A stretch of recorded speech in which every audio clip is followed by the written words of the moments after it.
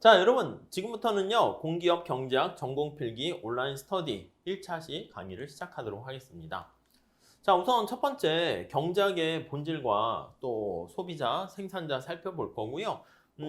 지금 말씀드린 것처럼 경제학의 원리가 뭐냐, 어떤 사고방식으로 접근하는가 살펴보고요. 그 다음에 수요와 공급의 원리를 간단하게 볼게요. 그 다음 이제 수요의 대표가 이제 소비자죠. 공급의 대표가 생산자죠. 이런 순서대로 우리가 살펴보도록 하겠습니다. 자, 먼저 핵심 이론 완성. 이것만은 반드시 알아야 된다. 한번 여러분들께서 제대로 공부를 하셨나? 한번 제가 말씀드리는 것들 보면서 한번 체크해 보시기 바랍니다. 자, 첫 번째, 희소성과 기회비용이에요. 여러분, 경제학은 자원이 희소하기 때문에 우리가 어쩔 수 없이 맞아요. 대가를 치를 수밖에 없어요. 그걸 기회비용이다. 이렇게 얘기를 합니다. 여러분, 경제학에서 효율적이라는 건 뭐예요? 어떤 상황에 대해서 우리가 판단한다라고 할 때는요, 두 가지 잣대를 가지고 판단을 하죠. 하나의 판단 기준은 뭡니까? 효율성이고요. 또 하나의 판단 기준은 공평성이 되겠습니다. 그럼 효율성이 뭐야? 효율성이. 맞아요. 효율성이라는 것은 최대의 어떤 성과를 거두거나 최소의 비용으로 성과를 거두는 거야. 그러니까 우리가 좋은 거는 극대화하고요. 나쁜 거는 극소화한다. 이게 바로 효율성이다 얘기합니다. 최소의 비용으로 최대 성과를 거둔다 이렇게 생각하시면 되겠고요. 자, 이 얘기는 뭐냐면 결국은 우리가 중간중간에 쓸데없는 낭비가 없다라는 게 바로 효율성이다 라고 생각을 하시면 되겠습니다. 그래서 이 효율성을 왜 우리가 추구하려고 합니까? 라고 하면요. 지금 계속 얘기하지만 여기 나와 있는 희소성 때문에 우리가 바로 효율적인 어떤 성과를 거두려고 노력을 합니다. 그래서 우리가 합리적인 선택을 해야 되고 경제하려는 의지가 발생하게 되는 거예요. 아, 여러분들이 시간도 별로 없고 돈도 없고 체력도 어느 정도 한정돼 있고 그렇기 때문에 우리가 이런 강의와 여러 가지 방법 중에서 가장 자기한테 맞는 방법을 찾으려고 노력을 하는 것이지 시간도 많고 돈도 많고 그러면 이렇게 고민할 필요가 없죠. 그냥 다 시도해버리면 되는 거잖아요. 무슨 말씀인지 아시겠죠? 자, 여기서 효율적인 자원을 잘 사용했다라고 하면은요. 최대 효과의 원칙, 최소 비용의 원칙, 요걸 사용한다라고 생각하시면 되겠고요. 자, 우리가 이 효율성을 공부하기 위해서 생산 가능 곡선이라는 걸 가지고 우리가 설명을 합니다. 여러분, 생산 가능 곡선, 가능이라는 말 있는 거 보이세요? 가능? possibility 이거잖아. 생산할 수 있는 최대한의 가능을 나타내는 곡선이다. 이렇게 보시면 돼요. 한 사회가 가지고 있는 어떤 자원이라든가 기술, 주어져 있을 때 주어져에 밑줄 치세요. 그게 주어져 있기 때문에 이게 희소성을 나타내는 거야. 제약 조건을 나타내는 거야. 그렇기 때문에 우리가 주어져 있는 자원을 가지고 그 사회가 모든 자원을 효율적으로 낭비 없이 떠올리시면 돼요. 낭비 없이 효율적으로 사용해서 생산할 수 있는 최대한의 어떤 조합을 나타내는 곡선이 바로 생산 가능 곡선이다. 이렇게 보시면 되겠습니다. 자, 그래서 생산 가능 곡선과 관련해 가지고 우리가 얘기할 때요. 기회비용이라는 게 나오죠. 기회비용이라는 게 뭐예요? 맞습니다. 뭔가 어떤 거를 내가 생산을 하게 되면 다른 걸 포기해야 돼요. 왜냐면 내가 X제를 더 많이 생산하려고 합니다. 내가 공기업에 취업을 하려고 합니다. 그러면 나의 에너지와 힘과 시간, 돈 이거를 공기업 시험 준비에 쏟아야 되기 때문에 친구를 만나거나 나의 취미 생활이라든가 이런 걸 포기해야 돼요. 그래서 뭔가 어떤 선택에 따르는 프로스트에 가지 않은 길 제가 말씀드리죠. 선택을 하게 되면 그때 반드시 뒤에 그림자처럼 나오는 게 바로 포기예요. 포기. 포기에 따른 대가. 이게 바로 기회비용이다. 이렇게 보시면 되겠습니다. 자, 이거요. 우리가 생산 가능 곡선에 대해서 우리가 얘기를 하는 것이죠. 생산 가능 곡선 한번 생각을 다시 한번 해볼게요. 여러분, 우리가 재화가 두 개가 있어. 그래서 여기 X를 생산하고 Y를 생산한다 합시다. 자, 그러면 이게 생산할 수 있는 최대한의 양을 나타내는 게 이게 생산 가능 곡선이고요. 이게 P, P, C 이렇게 얘기합니다. Product Possibility Curve 이렇게 얘기하는 것이죠. 이해 가시죠? 자, 우리가 이제 일반적으로 그림을 그릴 때는요. 원점에 대해서 오목하게 그립니다. 여기가 원점이죠. 눈을 가지고 살펴보는 거예요. 오목하게 이렇게 그릴 수 있고요. 물론 볼록하게도 그릴 수 있고 우하향하는 직선으로 그릴 수도 있어요. 자, 이렇게 오목하게 그려져 있다라고 생각을 해보시면은요. 내가 여기서 X제를 하나 더 생산한다라고 하면은요. 일부러 크게 그렸습니다. 뭔가 대가를 치러야 돼. Y제를 이만큼 포기해야 돼요. 이게 바로 X제 생산에 대한 대가, X제 생산에 따른 포기에 따른 비용, 기회비용 이렇게 됩니다. 자, X제를 또 생산하려고 하는데 이만큼의 대가를 치러야 되고요. X제를 생산하는데 이만큼의 대가를 치러야 됩니다. 자, 우리가 여기 나와 있는 것처럼 X제를 추가적으로 생산할 때 포기해야 되는 대가가 어떻게 됩니까? 점점 커지잖아. 이게 바로 뭐라? 이거죠. 기회비용이 체증한다. 자, 이거 다시 한번 풀어볼게요. 기회비용이 체증한다. 체증의 법칙은 뭐냐라고 하면은 뭐를 선택합니까? 그래요. X제를 선택하는 거야. X제를 추가적으로 생산하는 선택을 하는 거야. 생산하는 선택을 실시합니다. 선택 시. 자, 그러면 내가 뭔가 대가를 치르게 돼. 맞아요.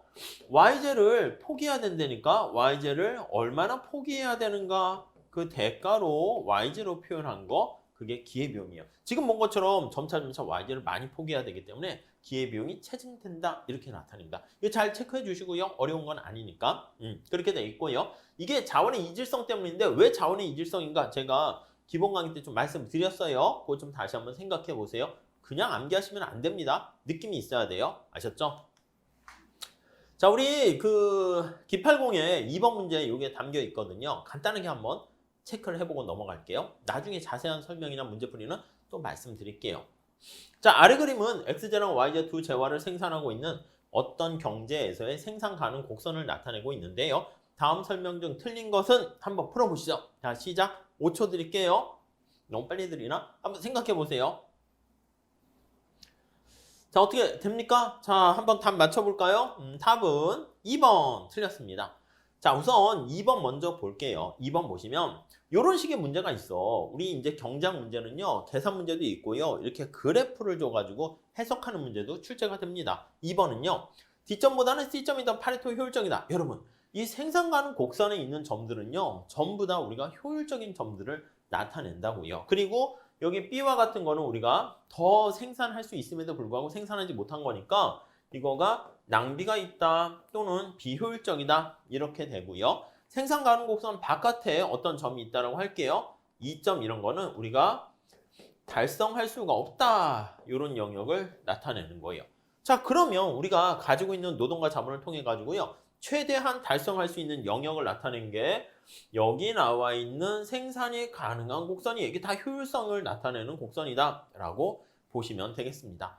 근데 이게 다 낭비가 없는 점들을 나타내는 건데 D점도 생산 가능 곡선 상에 있죠. C점도 생산 가능 곡선 상에 있죠. 둘 다 낭비가 없어. 그래서 우리가 이거를 효율적이다. 파레토라는 건 저 일반균형 파트에서 하는 건데 사람 이름이라고 보시면 돼요. 그냥 무시하셔도 돼요. 효율적인 상황이다. 맞습니다.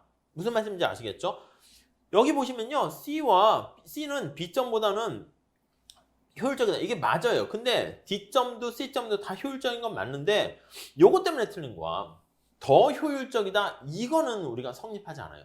그러니까 효율적이면 낭비가 없이 된 거기 때문에 최선을 다한 것이기 때문에 이 같은 효율적이다라는 것 상에서는 뭐가 더 바람직한지는 비교할 수가 없어요.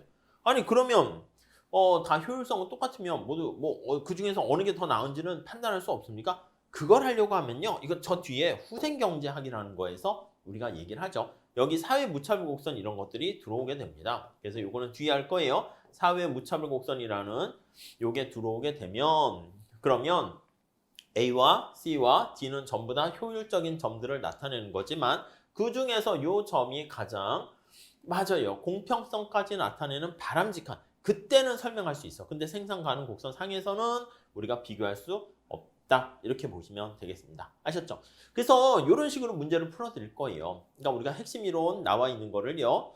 여기 문제를 이렇게 쭉 나와 있잖아요. 그래서 이런 것들 이렇게 보시고 실제 문제에서는요. 조금 더 자세하게 설명을 드릴 거예요. 아셨죠? 그래서 뭐 B점에서는 완전 고용이 달성되지 못하는 거 맞고 A점은 효율적이고 그렇죠. C점은 B점보다는 효율적이다. 그건 알지. C점은 여기에 생산 가능 곡선 상에 있고 얘는 비효율적인 낭비가 있는 점이기 때문에 그렇게 판단하시면 되겠고요. 자, A점에서 우리 앞에서 말씀드렸습니다. X제를 한 단위 더 생산하는 것의 기회비용은 그게 이거의 접선의 기울기를 나타내는 거예요. 요 생산 가능곡선의 접선의 기울기 이게 바로 우리가 MRT라고 얘기하고요. X제의 기회비용이라고 얘기합니다. 자, C점에서는 이렇게 되는 거잖아. 기울기가 더 커요. 기울기가 크다는 게 뭐예요? 맞아요. X제를 하나 더 생산할 때 치르는 대가가 커진다라고 말씀을 드렸죠. 그래서 그걸 중심으로 보시면 되겠습니다. 이런 식의 나와 있는 정도 어렵지는 않은 건데 알면 되게 쉽게 풀 수가 있기 때문에 같이 문제를 풀어볼 그런 거 좀 연습을 해보시면 어렵지 않게 잘 소화시킬 수 있을 겁니다. 자, 그 다음에 우리가 생산 가능 곡선을 통해서 기회비용과 효율성을 살펴봤고요. 그 다음 우리가 수요 공급에 대해서 좀 보셔야 돼. 자, 먼저 수요를 결정하는 요인들 기억나십니까? 자, 우리가 지금 얘기하는 게 바로 뭐냐면 수요 곡선과 공급 곡선을 다룬다니까요. 수요. 여기 어떤 빨간 사과가 있다고 합시다. 사과의 퀀트 수량이고요. 사과의 가격이 이렇게 있습니다. 자, 당신은 사과를 왜 삽니까? 이거요. 왜 삽니까? 수요를 결정하는 요인에 대해서 우리가 생각을 해봐요. 자, 그러면 첫 번째 이렇게 쓸게요. X제에 대한 수요 함수, 수요 이렇게 함수로 표현하게 되면 사과를 얼마나 살까, 뭐 몇 개를 살까 이런 거 관련해가지고 우리가 영향을 미치는 게 첫 번째는 그 재화의 가격이야. 사과의 가격. 이게 제일 중요해. 그래서 우리가 여기다가 PX를 놓게 되는 것이고요. 그 다음에 여기 보시면요. 소득이라든가 그렇죠. 아니 내가 돈이 더 많으면 물건을 더 많이 사요. 그리고 그 상품을 얼마나 프리퍼런스 좋아하는가 뿐만 아니라 다른 관련된 상품의 가격도 영향을 미치죠. 이게 대체 효과냐, 대체적 관계냐, 보완제 관계냐, 이 독립적 관계냐는 아무런 영향이 없는 거예요. 두 재화 간의 관계가. 자, 그리고 소비자의 어떤 예상, 여기서는 가격이 앞으로 더 비싸질 것인가, 내가 소득이 앞으로 더 많이 벌 것인가, 그 예상도 영향을 미치고, 아니면 소득과는 좀 다른 게 이 부예요, 부. 소득이라는 것은 일정 기간을 나타내는 플로우라는 개념에 생각하시면 되고, 이 부, 재산, 이거는 지금 시점에서 내가 돈을 얼마나 갖고 있는가를 나타내는 스톡과 관련된 개념이에요. 이 절량이라는 표현을 쓰게 되는 거죠. 이 절량 변수예요. 이거는 흐를 유자를 쓰게 되는 거예요. 그래서 흘러가는 거니까 유량이라는 표현을 쓰게 됩니다. 그래서 유량 변수와 절량 변수로 나눠가지고 설명을 하고 시장 전체로 얘기할 때는 소비자의 어떤 수 이것도 중요하게 수요 전체에 영향을 미치는 거 알 수가 있을 겁니다. 자, 수요의 변화 요인 보시면은요. 지금 두 개가 있어요. 콜라가 있고 사이다가 있습니다. 두 재화가 앞에서 본 것처럼 뭔가 관련이 있는 거예요. 관련제 관계. 이거 되게 자주 출제가 됩니다. 자, 어떤 관련인가 그걸 봐야 돼요. 관련이 있어요. 연관이 있습니다. 두 재화가 같은 배를 탔으면 보완관계라고 그러고요. 다른 배를 탔으면 서로 대체관계, 경쟁관계 이렇게 보시면 될 것 같습니다. 여러분, 이거는 어떻게 되냐면 콜라 가격이 여기 A에서 이렇게 콜라 가격이 하락했다라고 합시다. 아니면 상승하는 걸로 할게요. 상승하는 거. A가 여기 있어서 이쪽으로 올라가는 걸로 합시다. 자, 그러면요. 여러분 생각해 보세요. 이렇게 따라가는 거야. 여기가 이제 제로가 먼저 있으니까 내려가는 걸로 해도 되고 올라가는 걸로 해도 돼요. 자, 올라가는 걸로 먼저 해볼게요. 올라가면 B점으로 가격이 상승하게 되면 이게 가격이 올라갔으니까 소비량이 어떻게 해요? 줄어든단 말이야. 이렇게. 그렇죠. 자, 그러면 콜라에 대한 소비량이 줄어들게 되면은 사람들이 어떻게 돼요? 그래요. 지금 이 관련제 관계가 서로 대체 관계다라고 할게요. 대체제 관계가 이렇게 되어 있다라고 하면 그러면 사람들이 콜라 소비량이 줄어들면서 사이다로 가. 그럼 사이다의 수요가 증가합니다. 이 곡선 자체가 이동하는 거죠. 그래서 여러분들 잘 보셔야 되는 게 앞에서 얘기했던 수요의 변화 요인들 있잖아요. 그 중에서 수요량이라고 하면 그 콜라의 가격이 변하면 이거는 여기 나와 있는 것처럼 곡선상의 이동이 되는 것이고요. 그 외에 다른 요인이 변하면 곡선 자체가 이동한다. 이 관계를 활용하는 거 잘 체크해 주셔야 됩니다. 만약에 두 재화의 관계가 지금 대체적 관계이기 때문에 이렇게 되는데 보완제 관계야. 나는 콜라와 사이다를 섞어 먹으면 훨씬 더 맛있다. 그렇게 되면 콜라 소비량이 줄면서 사이다 소비량도 같이 덩달아 줄어들게 될 수 있어요. 그러면 왼쪽으로 이동하겠죠. 이건 암기하시면 안 돼요. 시험 문제에서 두 재화의 관계가 어떤 관계에 있는가를요. 식으로 주어지기도 하고 말로 주어지기도 합니다. 아셨죠? 그런 것들은 조금만 연습하시면 돼. 자, 그 다음에 이제 공급과 관련해서 보시면요. 이렇게 공급 함수에서 똑같이 나타낼 거예요. 서플라이 곡선에 대해서 얘기하는 건데 공급에 영향을 미치는 요인들이 이렇게 많아요. 그 재화의 가격 이외에 나머지 기타 요인들이 이렇게 있습니다. 기타 요인에 해당하는 게 이런 것들이죠. 특히 공급 곡선이 의미하는 거는요. 우리가 비용 곡선이기 때문에 생산 기술과 관련 생산 요소 가격 그게 제일 많이 출제는 돼요. 그래서 이런 요인들이 변하게 되면 우리 앞에서 얘기한 거랑 똑같습니다. 곡선 자체가 이동한다 이렇게 보시면 되겠고요. 곡선 자체가 이동을 합니다.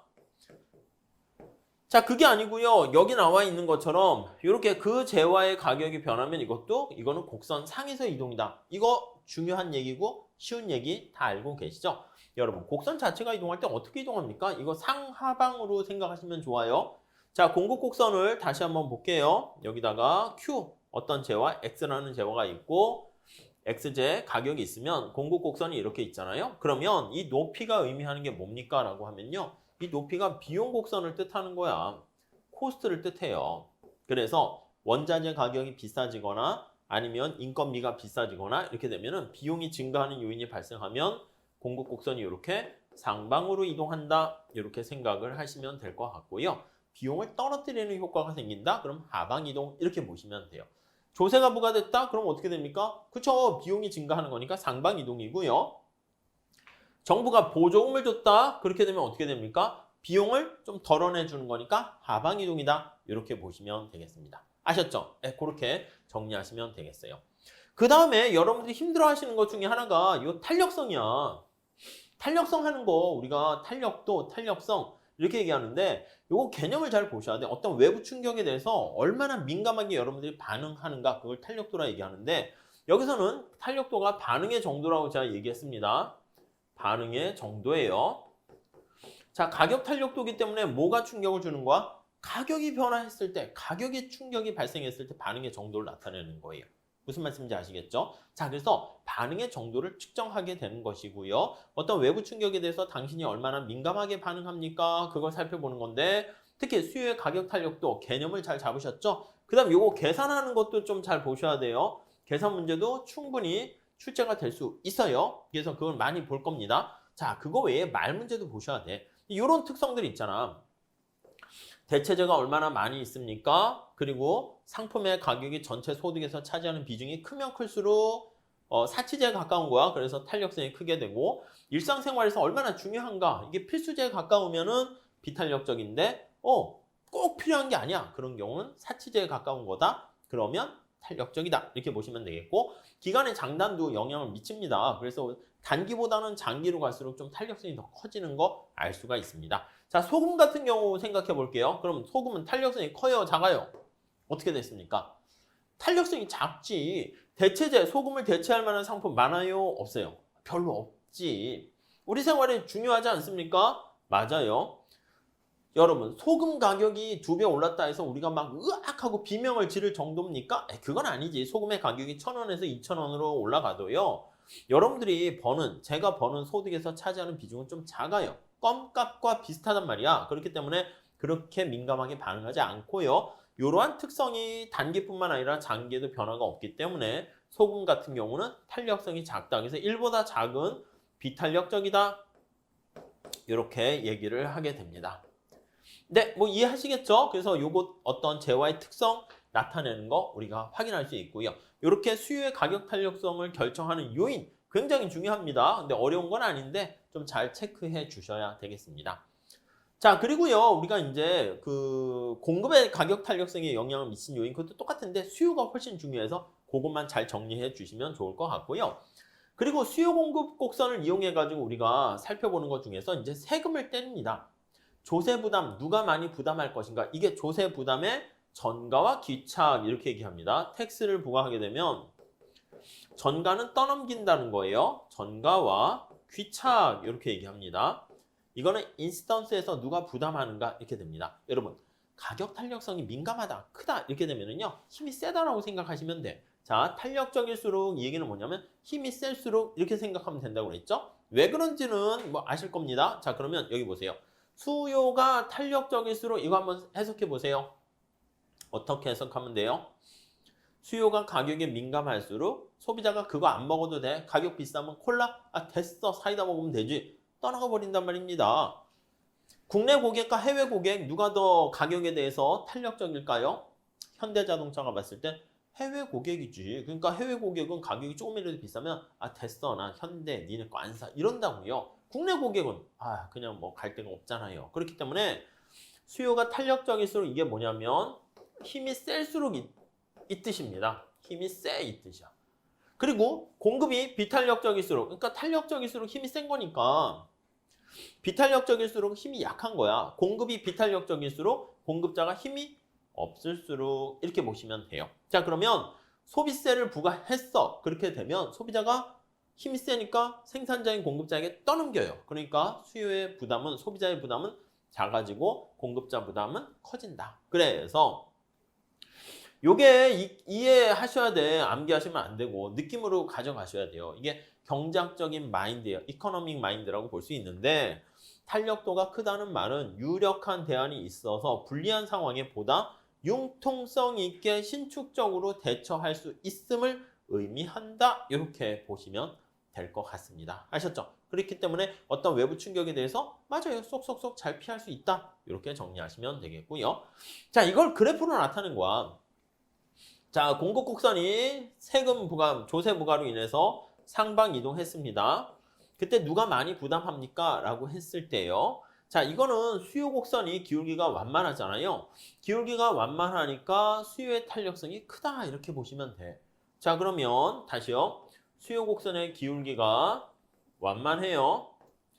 완만하게 되면 이 기울기의 역수가 바로 탄력성입니다. 수요의 탄력성이 커요. 소비자가 힘이 세요. 그러니까 소비자 부담은 작아. 요만큼으로 다니다 하면 요만큼이 소비자가 부담하는 것이고요. 생산자는 부담이 커요. 생산자가 힘이 적기 때문에 약하기 때문에 더 많이 부담해. 근데 만약에 수요 곡선의 기울기가 가파르게 되면요. 그러면 어떻게 됩니까? 맞아요. 소비자가 힘이 없어요. 이거 보고 바로 이해하셔야 돼. 수요가 비탄력적일수록 소비자가 힘이 없을수록. 자 그러면 여기 나와 있는 것처럼 생산자는 좀 적게 부담하고요. 여기 나와 있는 것처럼 소비자가 이렇게 많이 부담한다라는 거 알 수 있습니다. 이게 그래프로도 보셔야 되고 정부의 조세 수입, 여기 초과 부담, 사회적 후생 손실 이런 것까지 계산하셔야 돼요. 아셨죠? 별로 어려운 거 아니기 때문에 요 교차점 그냥 연립방정식 그냥 푸시면 되는 겁니다. 근데 직관적으로 누가 더 많이 부담하는가 이게 굉장히 중요한 거니까 꼭 알고 나가셔야 될 것 같습니다. 자, 그렇게 정리하시고요. 그 다음 우리가 수요 공급에 대해서 배웠는데 자, 수요 곡선과 공급 곡선이 이렇게 있어요. 근데 정부가 개입을 한다고 가격 통제 이게 바로 정부가 개입을 합니다. 여러분 정부가 개입하게 되면 나름대로 좋은 의도로 개입을 한다고 말씀드렸죠. 그래서 최고 가격제, 최저 가격제 이렇게 부담을 이제 이렇게 개입을 하게 되는데 그랬을 때 소비자와 생산자가 부담을 지게 되는 게 정부가 개입해서 얻게 되는 이득보다 훨씬 더 커요. 그래서 후생 손실이 생겨요. 자원 배분에 왜곡이 생깁니다. 왜곡의 크기가 어떻게 됩니까? 여러분 이 경우에는 최고 가격제니까 균형 가격이 너무 높아. 그래서 여기가 지금 균형 가격이야. 임대료 시장이라든가 아니면 주택, 뭐 전세, 전월세 가격 등등등 상품의 가격이 너무 높이 시장에서 형성됐어. 그럼 정부가 개입을 하는 거죠. 아니 이거 너무 비싸잖아 해가지고요. 나름대로 좋은 의도로서 균형 가격이 너무 높으니까 균형 가격보다 낮은 수준에서 여기 실링이라는 가격 상한선을 설정합니다. 자, 좋은 의도예요? 나쁜 의도예요? 좋은 의도예요. 근데 어떻게 된다? 맞아요. 시장에서의 어떤 자원 배분의 왜곡을 초래해서요. 여기 나와 있는 만큼 이 삼각형의 크기가 사회적 후생 손실을 야기하게 됩니다. 왜곡의 크기예요. 죽었죠. 데드. 무게가 사라졌어요. weight, loss 이렇게 얘기합니다. 그래서 DWL 이렇게 얘기하는 것이죠. 그래서 이 초과 부담과 관련한 여러 가지 사회적 후생 손실과 관련한 문제가 발생할 뿐만 아니라 여기 나와 있는 최고 가격제를 실시하게 되면 암시장이 발생한다거나 초과 수요가 발생해가지고 그 물량을 어떻게 할당할 것인가 그런 상황이 발생하게 되는 것이고요. 더 나아가서는요. 어떤 퀄리티 같은 것도 떨어지게 되는 집 같은 거 퀄리티 같은 거 떨어지는 그런 문제를 유발하게 됩니다. 자, 문제 보시면 47번 문제인데 이런 식으로 나와요. 자, 어떤 상품 시장에 최고 가격제를 도입했습니다. 다음 중 옳지 않은 것은 이게 자주 출제가 되는 문제입니다. 전부 다 알고 계셔야 돼요. 여러분 어떻게 문제 한번 골라보시죠. 쭉. 네, 고르셨습니까? 예. 여기 보시면 자세한 설명 우리 문제 풀 때 좀 말씀드리긴 할 건데요. 시장 균형 가격이 너무 높기 때문에 그거 밑으로 가격을 설정해야지 효과가 있는 거예요. 당연한 거야. 근데 가끔은 균형 가격보다 높은 수준에서 이렇게도 합니다. 초과 수요가 존재한다는 거 우리 앞에서 봤죠. 암시장이 형성될 수 있고요. 서민 주거 안정을 위해서 실시하는 임대료 규제가 바로 최고 가격제 한 유형이 됩니다. 자, 그러면 생산자 잉여는 감소하나 총 잉여는 증가한다? 아니요. 우선 첫 번째는 정부가 이렇게 가격을 통제하게 되면은요. 경제 주체들 입장에서 이득을 보는 사람도 있고 손해를 보는 사람도 있는데 경제 전체적인 잉여는 기본적으로 감소한다. 우리 뭐라고 했어요? 데드웨이 로스라고 그랬죠. 그래서 사회적 후생, 손실 요게 발생하게 되는 거예요. 아셨죠? 네, 그래서 이런 내용들을 몇 번 문제 푸신 다음에 최고 가격제 하게 되면 암기할 게 아니라 그런 몇 가지 특성들, 용어들 떠올리시면 쉽게 이 파트가 커버가 되는 거예요. 자, 그 다음에 반대로 최저임금제 부과하기도 합니다. 최저가격제 이렇게 얘기하는데 자, 이게 시장에서의 가격이 너무 싼 거야. 농산물 가격 지지제도 이런 것도 그렇고요. 우리가 노동시장에서 최저임금제를 가지고 얘기합니다. 자, 임금이나 가격을 이렇게 억지로 정부가 올리는 거야. 그럼 이 높아진 가격에서는요. 물건을 사겠다는 사람은 이만큼인데 공급하겠다는 사람은 이만큼이야. 초과 공급량이 발생하죠. 노동시장에서는 이게 바로 실업이 발생한다. 이렇게 생각을 하시면 되겠습니다. 그래서 발생하는 역시 여기서도 고용이 감소하게 돼요. 가격이 올라가니까 고용 감소, 여기 이만큼의 사회적 후생 손실이 생기는 거 아시겠죠? 이것도 역시 거래량이 시장이 위축돼서 발생하는 후생 손실이다 라고 보시면 돼요. 여러분, 정부가 시장에 개입해서 가격 통제를 통해서 발생하는 나쁜 점, 이 삼각형 생각하시면 될 것 같습니다. 아셨죠? 이것도 역시 마찬가지로 데드웨이 로스다. 이렇게 정리를 하시면 되겠습니다. 자, 그렇게 우리가 수요와 공급에 대해서 우리가 살펴봤습니다. 응용하는 것도 봤고요. 탄력성까지 보고 각각의 어떤 외부적인 충격에 대해서 수요와 공급이 어떻게 반응하는가 그 정도만 잘 보시면 될 것 같습니다. 그걸 다 봤으면 우리가 이제 어떤 걸 하는 거냐면 소비자의 선택은 어떻게 되는가 보는 거예요. 자, 다시요. 자, 여기 어떤 재화가 있어요. X재라는 재화가 있고요. X재 가격이 이렇게 있습니다. 그러면 이렇게 수요 곡선이 우하향한다라는 걸 우리가 얘기하고요. 공급 곡선은 우상향한다라고 얘기하는데 이렇게 수요 곡선이 왜 우하향하니? 요거에 대해서 우리가 살펴보는 게 소비자 선택 이론에서 살펴보게 됩니다. 이해 가시죠? 자, 소비자 입장에서는요. 역시 목적식과 제약식이 있어요. 제약 조건이 뭐예요? 제약식이 맞아요. 예산 제약식이다. 이렇게 얘기합니다. 예산 제약식. 자, 우리가 주어진 소득과 그리고 X제 가격과 Y제 가격을 통해서 선택할 수 있는 상품 묶음인데 여기서는 예산 제약식이 요거예요. 요거. 이렇게 되는 파란 색깔로 되는 게 주어져 있는 예산 제약식이 됩니다. 네, 이해하시겠죠? 자, 그랬을 때 우리의 목적이 뭡니까? 소비자의 목적이 뭡니까? 라고 하면요. 소비자의 목적은 행복을 누리는 거야. 그래서 효용을 극대화하는 겁니다. 자, 효용이라는 개념 이런 것들 잘 알고 계시죠? 이 효용이라는 개념을 우리가 3차원의 효용 함수에서 우리는 2차원의 무차별 곡선을 다운시켜서 나타내는 거예요. 이 효용이라는 것을 인디퍼런스 커브 해가지고 이렇게 다운시켜서 나타내게 됩니다. 그게 여기 보시면 이렇게 무차별 곡선으로 나타내게 되는 거예요. 이렇게 한번 색깔을 한번 써볼까요? 여기서 형광펜을 한번 시도해 보도록 하겠습니다. 이렇게 해서 무차별 곡선을 이렇게 나타내는 거야. 자, 그리고 주어져 있는 예산 제약식은 어떻게 됩니까? 라고 하면요. 요걸로 할게요. 이렇게 예산 제약식 이렇게 있는 거야. 그래서 무차별 곡선과 예산 제약식이 겹치는 부분이 있지 않겠습니까? 그게 바로 가장 효용이 극대화된다. 이렇게 생각하시면 돼요. 요 점이요. 이 점. 이 점을 가만히 우리가 살펴보는 거죠. 어떻게 됩니까? 이 점은. 그쵸. 무차별 곡선과 예산선이 접하는 거잖아. 무차별 곡선의 접선의 기울기를 뭐라 그래요? 기억나시죠? 한계 대체율입니다. MRS라고 합니다. 이 느낌이 뭐야? MRS가 뭐야? X제를 한 단위 증가시키기 위해서 뭐 이렇게 하면 안 돼.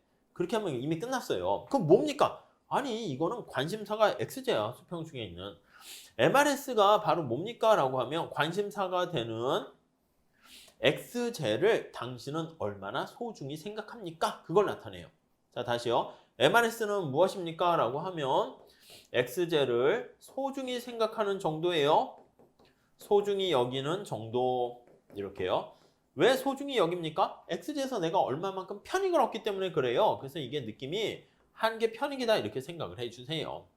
자, 그리고요. 여기 나와 있는 것처럼 예산선의 기울기를 뭐라 그러냐면 py분의 px 이렇게 되는 거잖아요. py분의 px 이렇게 돼요. 자, 이걸 뭐라 그럽니까? 라고 하면요. 이거는 여기 보시면 분자가 x제 가격이잖아. 그러니까 이거는 x제에 대한 코스트 비용이라고 보시면 돼. 그러니까 마지널 코스트다. 이렇게 보시면 되겠습니다. 자, 그래서 요거 두 개 같을 때가 우리는 최적이다라는 거 알 수 있는 거죠. 이해 가시죠? 자, 그러면 요거까지 해야 돼. 스스로 여러분들께서 제대로 알고 있는가 보셨을 때는 여기 D점은 우리가 그러면 효용 극대화되는 선택이 아닙니까? 아니죠. 어떻게 해야 됩니까? 그거를 찾아내는 거야. 언제나 시험 문제가 거기서 출제가 돼요. 그걸 좀 잘 정리해서 한번 보시면 충분히 될 것 같고요. 이 문제가 바로 그거야. 80번 문제로 배치해놨는데요. 다음 그림은 소비자 갑의 예산선 및 무차별 곡선을 나타내고 있는데 이 그림에 대한 설명으로 옳지 않은 것은 한계 대체율은 이걸로 정의한다. 이거 그냥 무시하세요. MRS다 이렇게 생각하시면 될 것 같습니다. 여러분 답 한번 찾아보세요. 어떻게 그림 나오고 그림 안 나올 수도 있어요. 근데 이걸 딱 봤을 때 여러분들이 문제가 이해가 되셔야 됩니다. 자, 답은요 4번인데요. 우선 첫 번째는요. 한계 대체율은 자 무차별 곡선의 접선의 기울기입니다. A점과 B점 어디가 더 크냐? 여기 보세요. A점에서 한계 대체율은 접선의 기울기가 이렇게 되어 있고요. B점에서 한계 대체율은 접선의 기울기가 이렇게 되어 있어요. 어디가 커요? 그렇지. B보다 A가 크잖아요. 이해 가시죠? A점이 더 크다. 이렇게 따지시면 되겠어요. 자, 무차별 곡선 U0 효용에서 상품 묶음이 소비자 무차별 곡선의 U1에서 어떤 부분보다 여러분 보시면요. 무차별 곡선의 특성은 원점에서 멀어질수록 효용이 더 크잖아. 그러니까 U0보다 U1이 효용이 더 크다. 뭐 그렇게 보시면 되겠고요. 나머지들도 다 그렇게 돼요. 한계 대체율을 체감한다. 이거 어떻게 됩니까? 그렇지. 무차별 곡선이 원점에 대해서 볼록하다. 그걸 뜻하잖아. 즉 볼록하잖아. 무차별 곡선이 여기 나와 있는 것처럼 형태 자체가 어떻게 돼 있어요? 여기서부터 색깔이 이걸로 돼 있으니까 녹색으로 할게요. 이렇게 볼록하게 돼 있잖아. 그렇기 때문에 이거는 한계 대체율, 접선의 기울기가 작아진다. 이렇게 생각하시면 되겠고요. 자, A점에서 X제 1원당 한계 효용은 Y제 1원당 한계 효용보다 작다 이렇게 했는데 A점이 왜 효용 극대화가 아닙니까? 그걸 보셔야 되는데요. 자, 여기 한번 볼게요. A점 한번 볼게요. 색깔 요걸로 합시다. A점. 자, 여러분 A점에서는 무차별곡선의 접선의 기울기 지금 이건 거 아시죠? 이거예요.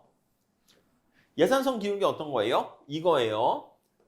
무차별곡선의 접선의 기울기가 훨씬 더 큰 거 아시죠? 그러면 MRS XY가 있고요. 예산선의 기울기 PY분의 PX가 있어요. 어느 게 더 커? MRS가 크죠? 자, 그럼 한 개 더 들어갈게요. 자, MRS 한번 풀어보세요. MRS 뜻이 뭐야?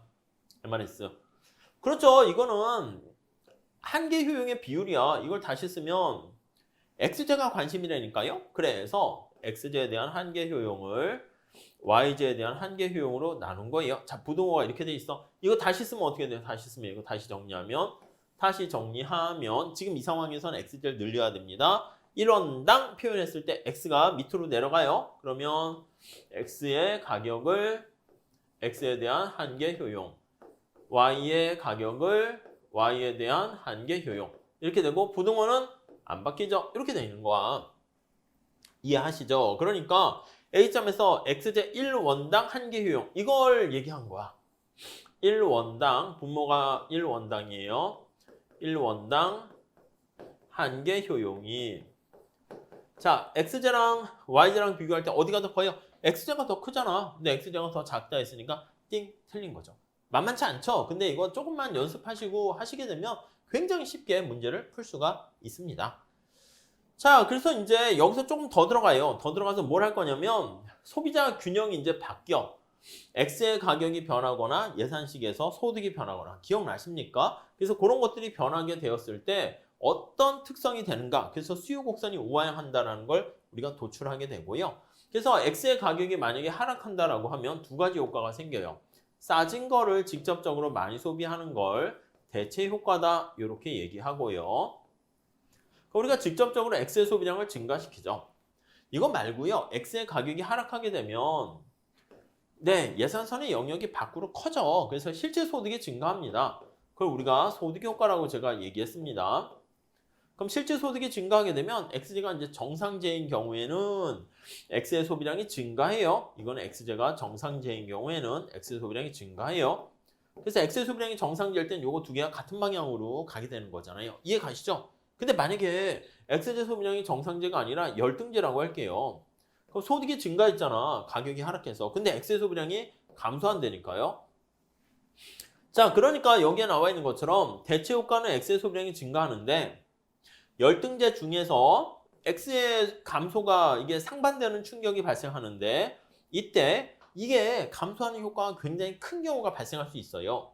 이거요. 플러스 마이너스 뭐 이렇게까지 하지는 않으셔도 돼요. 이게 가격이 떨어졌을 때 대체 효과는 소비량이 증가하잖아. 그래서 부호가 반대 방향이라는 의미에서 마이너스고요. 소득 효과일 때 X제는 정상제면 또 증가하잖아. 그래서 마이너스. 그래서 최종 효과인 가격 효과는 마이너스가 되는 건데 특히 우리가 기펜제다라고 하면요. 기펜제가 이거야. 열등제 중에서 플러스 소득 효과가 이 플러스 마이너스 뭐 마이너스 마이너스 뭐 플러스 마이너스 뭐 이렇게 암기하시면 안 돼요. 이해를 먼저 하셔야 됩니다. 먼저 열등제가 돼야 돼. 그 중에서 대체 효과보다 소득 효과가 더 커요. 크게 되면 X의 가격이 떨어질 때 X의 소비량이 떨어진다고요. 이렇게 되는 경우를 뭐라 그런다? 맞아요. 기펜제다 이렇게 얘기합니다. 기펜제. 이게 재미난 특징이기 때문에 우리가 자주 출제돼요. 그래서 첫 번째 기펜제가 되려면 열등제가 돼야 되고요. 그 중에서 저는 뭐라고 했습니까? 소득 효과를 삐딱 효과라고 그랬습니다. 그래서 삐딱선이 효과가 대체 효과는 상식이 통하는 효과예요. 그래서 상식이 통하는 효과보다 이 삐딱선이 효과가 만약에 더 크게 되면은 그때 문제가 돼요. 대체 효과는 약간 상식이 통하는 효과 이렇게 보시면 될 것 같고요. 그리고 이 소득 효과가 이제 삐딱선이 효과 이렇게 돼 있는 거야. 그래서 열등제 중에서 이렇게 삐딱선이 효과가 상식이 통하는 효과보다 크게 되면은 이렇게 이상한 결과가 나오게 돼요. 예, 절대 플러스 마이너스 뭐 이렇게 해서 뭐 마마 뿔 뭐 이렇게 막 하지 마시고요. 직접 여러분들이 이해를 하셔야 돼요. 이해 못 하시면은 안 돼요. 아셨죠? 네, 그렇게 정리하시고요. 이런 식으로 이제 문제가 나와. 다음 중 기펜제에 대한 설명이다. 적합한 것은. 네, 요거 좀 어려운 파트에 속해요. 근데 기억하셔야 될 거는 열등제 중에서 상식이 통하는 대체 효과보다 삐딱선이 소득 효과가 큰 경우 이렇게 보시면 되겠습니다. 자, 그러니까 첫 번째 정상제 안 돼요. 우선 열등제가 돼야 됩니다. 그리고 여기 보시면 기펜제 경우에는 상식에 통하는 대체 효과랑 소득 효과 할 때 소득 효과가 더 커야 돼요. 이게 대체 효과가 더 크면 안 됩니다. 열등제 중에서요. 우리가 기펜제가 아닐 수 있어. 열등제지만 뭐라고 그랬습니까? 삐딱선이 효과인 소득 효과가 굉장히 커야 되기 때문에 기펜제가 되면 열등제는 반드시 성립하지만 열등제라 해서 반드시 기펜제가 성립하는 것은 아니다. 이렇게 보셔야 되고요.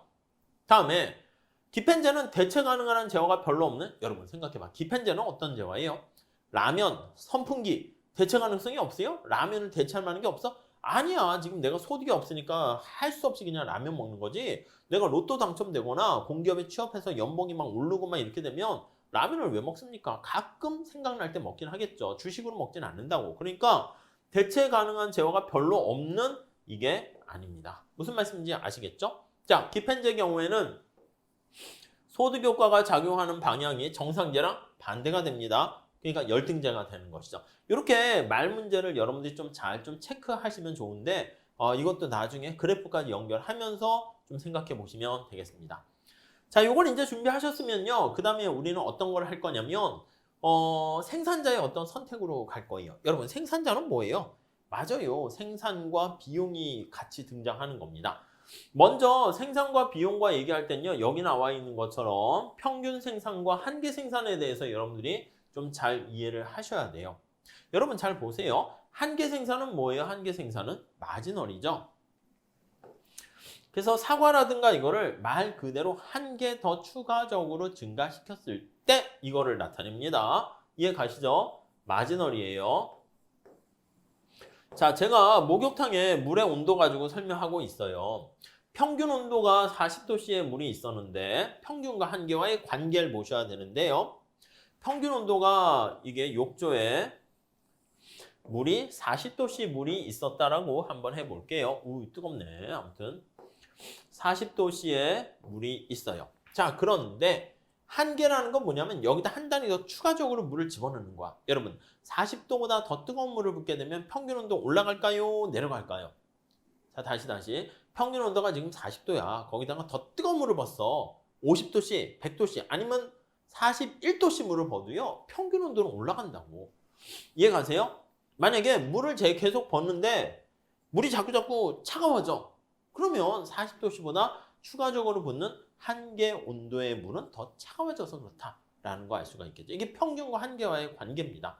그래서 여러분들이 이 그래프를 암기하시는데 그러시면 안 되고 요 이제 전체 총 생산물이 있으면 여기서부터 원점에서 기울기 이게 바로 우리는 평균이고요. 접선의 기울기 그게 바로 한계다라는 거 잘 보시면 되는데 그 관계는 여러분들 많이 하실 겁니다. 자, 그러면요 여기 평균과 한계와의 관계를 한번 보세요. 평균이 지금 떨어지고 있잖아. 왜 떨어집니까? 평균 온도가 자꾸 떨어지고 있어. 떨어지는 이유는요. 추가적으로 붓는 온도의 물의 온도가 더 찬물을 벗어 그렇게 된다는 거 알 수가 있을 거예요. 여기다 정리할게요. 내가 지금 평균 온도가 있어. 노동에 대한 평균 생산이라 할게요. 근데 노동에 대한 한계 생산이야. 이건 추가적으로 하는 거야. 자, 얘가 만약에 더 커! 이렇게. 그럼 어떻게 됩니까? 더 뜨거운 물을 붓기 때문에 이랬을 때는 평균 생산이 점차 증가한다. 이렇게 보시면 될 것 같고요. 이게 제일 중요합니다. 부등호가 만약에 반대가 됐어. 그럼 어떻게 돼요? 평균 생산은 내려가고요. 이게 만약에 같아. 그럼 어떻게 돼요? 그럼 평균은 일정하다. 이 관계 있잖아. 이 관계가 가장 시험에 많이 나오고 이 관계를 이해하기 위해서 밑에 그림을 그리는 거야. 근데 이 관계가 바로 연결이 되면 그림은 사실 필요 없기도 합니다. 무슨 말씀인지 아시겠죠? 그래서 이거 관련해서 잘 보시면 될 것 같습니다. 자, 우리가 이제 생산과 관련해서 말씀을 드렸는데 생산과 비용은 똑같이 연결되는 거 이해되십니까? 여기 보시면 노동과 자본을 투입합니다. 이거 레이버고 캐피털이에요. 이게 노동이 되겠고 이게 자본이 되겠습니다. 자, 노동과 자본을 투입을 해요. 그래서 뭔가를 만들어냅니다. 아웃풋을 만들어내요.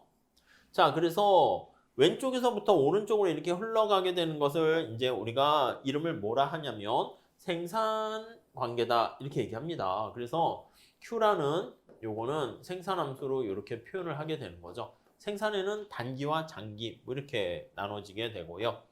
그 다음에 이렇게 뭔가를 생산했어요. 그러면 이렇게 노동과 자본에 투입하는 거에 따른 대가를 지불하는 거죠. 노동에 대한 대가, 자본에 대한 대가 이렇게 되고요. 이걸 우리가 토탈 코스트, 총 비용 이렇게 얘기합니다. 이해하시겠죠? 그래서 이쪽 가는 거랑 이쪽 가는 거 같이 체크해서 보시면 되겠어요. 자, 그래서 우리가 여기 나와 있는 총 비용에 대해서 우리가 개념을 잡으셔야 되는데 경장에서 얘기하는 비용은요. 이걸 할 거예요. 눈에 실제로라는 게 명시적 비용이고요. 실제로 나가진 않지만 그래도 우리가 고려해야 되는 비용이 우리가 암묵적 비용 그것까지 신경을 써야 된다고요. 그래서 실제로 화폐를 지불한 것만 고려해서 이윤을 찾아낸 게 회계적 비용이고 회계적 이윤이다. 이렇게 보시면 되겠어요. 이해하시겠습니까? 그러니까 회계적이라는 건 눈에 보이는 것만 얘기하는 겁니다. 자, 그래서 총수입에서 눈에 보이는 명시적 비용을 뺀 거를 우리가 회계적 비용 이렇게 표현을 해요. 근데 우리가 imputed 해서 귀속 비용이다라고 하는 건 이게 눈에 보이지 않는 내가 생산하는 비용도 고려하는 거예요. 그래서 이제 그렇게 해서 우리가 얘기하는 거를 경제적 기회비용이다 이렇게 얘기하는 것이죠. 무슨 말씀인지 아시겠죠? 그래서 경제적 이윤이다라고 하면 어떻게 됩니까? 맞아요. 전체 총수입에서 회계적 그것만 하는 게 아니라 암묵적 비용까지 다 고려하는 거예요. 여기 보세요. 회계학에서는 총수입이 이렇게 있어. 34,000원 이렇게 똑같이 있습니다. 그런데 눈에 보이는 비용만 고려한다니까 명시적 비용, 인건비, 임대료, 지대 이런 것들 다 포함한 걸 우리가 명시적 비용 해가지고 지불하게 되면 그게 회계적 이윤이 이렇게 돼. 근데 경작에서는요, 이거 당연히 포함되는 거지. 그래서 당연히 포함시키는 건데요. 이것만 얘기하는 게 아니라 요것도 있다니까. 만약에 여러분들이 만약에 알바 왠지 편의점을 운영하는데 알바 비용이 너무 비싸져 가지고 내가 직접 알바 일을 대신해야지. 공짜가 아니잖아. 여러분들이 딴 데서 일을 하게 되면 벌 수 있는 돈을 직접 자기한테 주는 거예요. 그래서 그거를 잠재적이라는 말을 써요. 귀속이라는 말을 써요. 앞에서 귀속 같은 말이에요.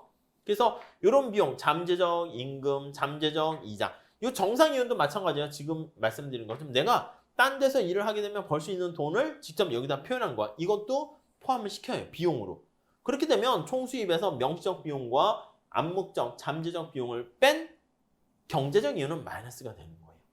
자, 그러면 우리 경작적 마인드로 바라봤을 때 우리가 비용을 처리해서 이윤 판단하는 거랑 회계학적으로 눈에 보이는 것만 얘기하는 거랑 어느 게 좀 더 정확하고 좋은 걸까요? 정확한 의사결정 판단하려면 얘가 윈 아니겠습니까? 당연하죠. 윈. 아셨죠? 경작적 마인드가 사실 그래서 굉장히 중요하게 됩니다. 그러니까 이런 걸 따지는 거야. 눈에 보이는 비용과 보이지 않는 비용까지 같이 고려하는 것이고요. 그 다음 이제 여러분들 요거 기억나시나 한번 보세요. 비용 곡선들과의 관계가 되는데 얘는 평균 고정 비용이잖아요. 그래서 총 고정 비용을 이렇게 Q로 나누는 거야. 그럼 이제 얘가 뭐 10으로 일정하다 그러면 이렇게 직각삼각선 형태가 되는 거 알 수가 있고요. 그 다음 요거 두 개와의 관계 보세요. 둘 다 모두 U자 형태 되는 거 아시죠? 여기서 뭐 일일이 다 설명드릴 수는 없어요. U자 형태인데 당연히 평균 비용보다 요 가변 비용만 고려한 평균 가변 비용이잖아. AVC가 더 밑에 있어요. U자 형태이고요. 또 하나 체크하셔야 될 거는 여기 있을 때 AC의 최저점과 AVC의 최저점을 비교해보면 어떻게 돼요? AVC의 최저점이 AC 최저점의 왼쪽에 위치하게 됩니다. 이해 가시죠? 이런 거 그림을 좀 중요하게 보셔야 됩니다. AVC, 평균 가변 비용의 최저점은 AC의 최저점에 이것도 그림 암기하셔야 됩니다. 왼쪽에 위치한다? 오른쪽에 위치한다? 맞아요. 왼쪽에 위치한다. 이렇게 보시면 될 것 같습니다. 오케이. 그리고 하나만 더 하시면 MC 곡선도 보셔야 돼. MC 곡선도 원래 U자를 하긴 하는데 우리가 관심을 갖는 거는 이렇게 우상향하는 형태의 포인트를 맞춰요. 그래서 MC는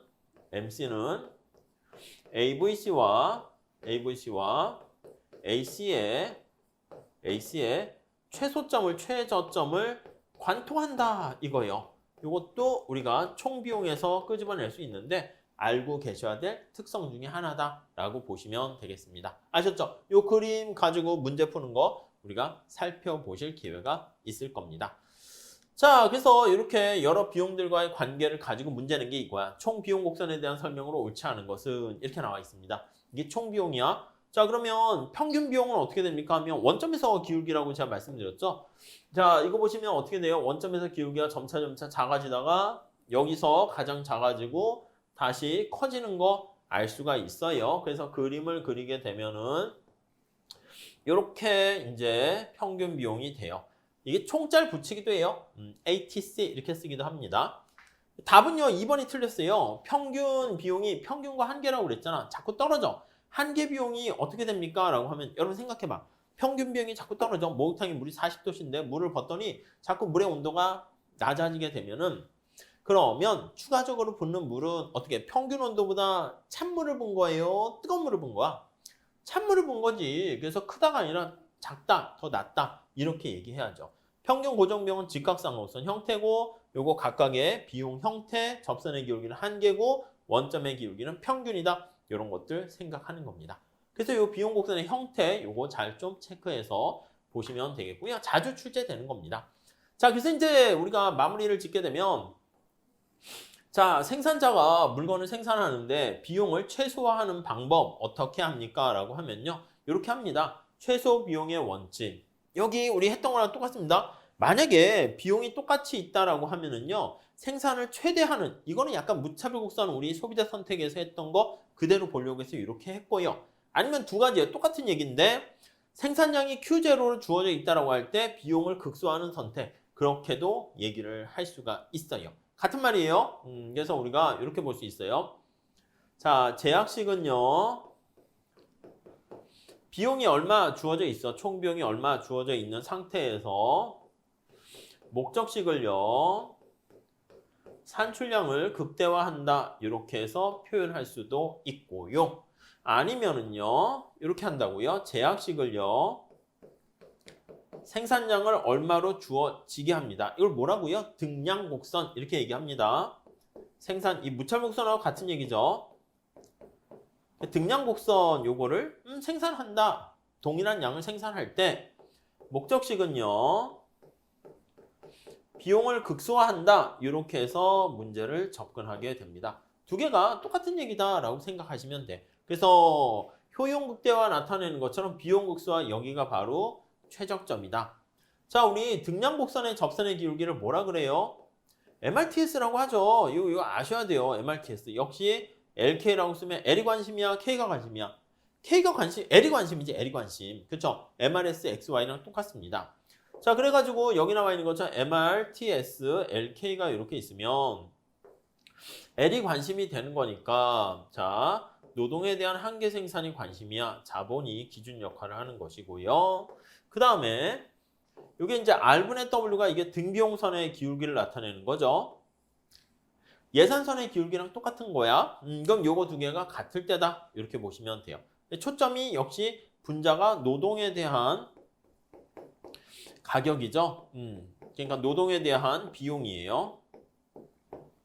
얘는 뭐라고요? 노동에 대한 이득이에요. 노동에 대한 편익이다. 이렇게 보시면 될 것 같아요.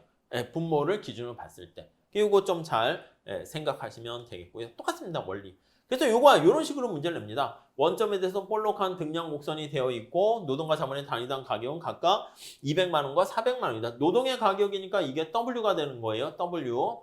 자본의 가격이니까 얘가 R이 되는 거예요. 자, 주어진 생산량을 생산할 수 있는 등량 곡선상의 어떤 점에서 노동과 자본의 한계 생산, 얘가 뭐예요? 노동의 한계 생산입니다. 얘가 뭐예요? 자본에 대한 한계 생산입니다. 이해 가십니까? 이렇게 정보를 우리가 필요한 걸 끄집어내는 거야. 이 문장은 길고 그렇지만 그닥 그렇게 복잡하진 않습니다. 가로축이 노동일 때. 자, 그럼 우리 앞에 했던 걸로 해봅시다. 자, 그러면 노동과 자본에 대한 MRTS랑 R분의 W를 한번 생각해 볼까요? MRTS는 어떻게 돼요? MRTS, LK는 자 이거 다시요. 분자가 노동에 대한 게 분자래니까요. 그리고 MPK 이렇게 돼 있고 자 그럼 이거 C가 어떻게 돼? 여기 주어졌잖아 정보가. 얘는 20이고요. 얘는 30이잖아요. 3분의 2야. 그 다음에 우리가 보셔야 될 게 R분의 W라니까요. R분의 W. R분의 W 이렇게 돼 있어요. 자 그러면 W는 200이고 R은 400이야. 200이고 R은 400이야. 자 그럼 부등호가 어디가 더 커요? 얘가 더 큰 거잖아. 그러면 노동에 대한 이득이 더 큰 거기 때문에 노동의 생산을 증가시키고 자본을 줄여야 되는 거예요. 이해 가시겠습니까? 자 그래서 우리가 이제 최적 선택을 할 때 답은 요거예요. 남은 보세요. 비용 극소화를 담당할 때요. 노동을 지금 늘리게 되고 자본을 줄여야 된다. 뭘 하나 늘리려면 다른 걸 포기해야 돼서 줄여야 된다라는 거 알 수가 있고요. 자, 노동의 단위당 한계 생산은 자본의 단위당 한계 생산보다 크다. 이거는 이제 이렇게 표현한 거죠. 노동에 대한 단위당이니까 W분의 요거요. 노동의 단위당 한계 생산이고 다음 얘를 일리 보낸 거예요. R분의 자본에 대한 단위당 한계 생산 이렇게 보면 부동은 안 바뀌니까 노동의 이게 더 크다. 이렇게 보시면 될 것 같습니다. 그러니까 이러한 정보를 통해 가지고 우리가 필요한 것을 살펴봐서 식에 대입하는 연습만 조금 하시면 돼. 아셨죠? 자, 그래서 우리가 최소 비용의 요소 조합 나타내는 소비자 선택과 생산자 선택이 가만히 보시면 대칭되어 있습니다. X, Y, Z 두 상품 대상이 두 생산 요소, 생산함수, 효용함수, 한계 효용 체감, 한계 생산 체감, MRS, MRTS, 최적 선택 나타내는 것도 가중된 이것도 똑같은 메커니즘으로 생각을 하시면 되겠습니다. 자, 이렇게 해가지고요, 우리가 짧은 시간이나마 그 경제학의 어떤 생산 가능 곡선을 가지고 기회비용 그걸 살펴봤고 수요 공급 곡선에 대한 얘기 말씀드렸고요. 그 이동에 영향을 미치는 요인과 그리고 탄력성 그걸 말씀드렸습니다. 더 나아가서 소비자 선택과 그리고 생산자의 어떤 선택을 통해서 또 생산자 선택에서는 생산함수와 비용함수 말씀드렸는데 그게 큰 그림이 쫙 그려지셔야 돼요. 그렇게 되면은 여러분들이 오, 두 개가 관련이 있구만. 요거를 찾아내시게 되면 어렵지 않게 경제학을 정복할 수가 있게 됩니다. 아셨죠? 그래서 제가 지금 이렇게 말씀드렸는데 정리를 잘 해서 한번 살펴보시고요. 다음 시간에도요. 2차 시에서는 그 시장의 어떤 구조에 대해서 말씀드리고 그 다음에 그 시장이 잘 작동되면 좋은데 현실에선 그렇지 않은 경우가 있거든요. 그래가지고 우리가 시장 실패 요인에 대해서 살펴보면서 미시경제학을 마무리 짓도록 하겠습니다. 자, 시청해 주셔서 감사드리고요. 다음 시간에 또 뵙도록 하겠습니다. 감사합니다.